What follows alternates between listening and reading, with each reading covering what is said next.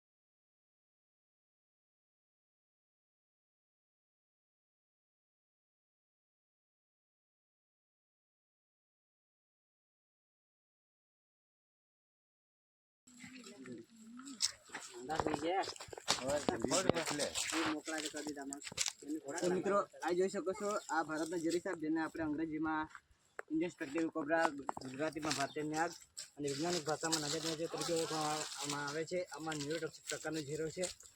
જ્યારે પણ આપણે એવો સાપ કરે ત્યારે આપણે 40 થી 45 દિનમાં હોસ્પિટલ જવું જરૂર છે, અને એવી જગ્યાએ હોસ્પિટલ જવું જ્યાં એન્ટીવાયરસ અવેલેબલ હોય।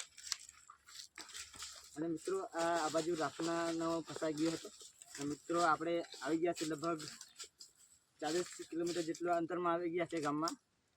તો મિત્રો એવું કોઈ પણ સાપ દેખાય તો મારતો નહીં મિત્રો, અમને કાં તો વન વિભાગનો સંપર્ક કરો, જેથી એવું સાપને જીવ બચી શકે। તો ચાલો પેક કરી લઈએ આપણે। ઢાંકણ આપી દો ને. ઢીલા થઈ ગયું બાકી ધોવાઈ ગયો ભાઈ.